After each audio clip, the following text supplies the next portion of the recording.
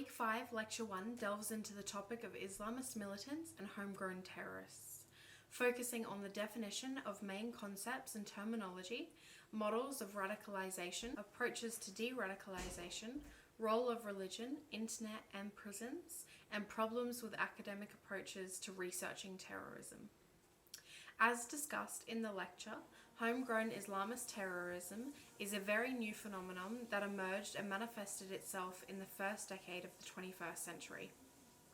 By working definition, terrorism refers to the use of illegal force by subnational actors who implement unconventional methods with political motives to conduct attacks against civilian and passive military targets, aimed at purposefully affecting an audience. More specifically, in accordance with Thomas Precht, homegrown terrorism discusses the idea that terrorists have had their formative phase, upbringing, and cultural influence take place in the Western world. The profile for homegrown Muslim terrorists was initially established, but now there is little more to show than a propensity to be young and male.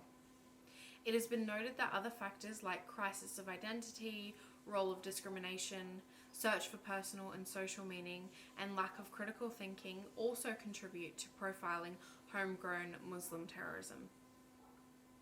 The lecture ensured students were familiar with major issues and debates concerning homegrown terrorism, could identify the main models of radicalization and de-radicalization, and were able to analyze the role of religion, internet, and prisons in relation to homegrown terrorism and radicalization. The news article, as published on the 16th of December 2022, that is titled "No Country is Safe, 23,000 People Died in 8,000 Terrorist Attacks Last Year" by Edith Lederer, discusses recent UN Security Council meeting based on terrorism with a focus of reinforcing the increased prominence of terrorism. This is further supported by External Affairs Minister Subrahmanyam Jaishankar of India, who termed terrorism an existential threat to international peace and security. This rapidly growing threat is underpinned by various differing ideologies that are considered pull factors and circumstantial socio-political contexts, which are push factors, that encourage individuals to take part in the complex and evolving process of radicalization. Under Secretary General of the United Nations, Vladimir Voronkov expressed concern over an increase in terrorist attacks based on xenophobia, racism, and other forms of intolerance, or in the name of religion or belief, which directly correlates to the lecture as it discusses the role of religion and other relating factors in the radicalization of individuals. Lederer goes on to state that terrorist groups craft distorted narratives that are based on the misinterpretation and misrepresentation of religion to justify violence and use names, religion, or religious symbols for propaganda, recruitment, and manipulation of followers. The lecture content also states that religion as being a key factor to consider in the process of radicalization, as it imposes particular interpretations of Islam on individuals for the purpose of recruitment. The lecture also considers that religion and violence share a close relationship that spans across various religions and historical periods. Lederer goes on to argue that, in order to tackle this, the Council called for counter-narratives promoting tolerance and coexistence, which suggest an idea to implement general preventative initiatives to counter radicalization, which was also discussed in the lecture.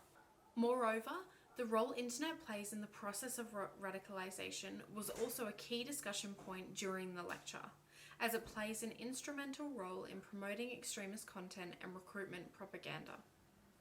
This is clear where the lecture content considers the internet as being an ideal venue for information exchange, ideological development, and even training.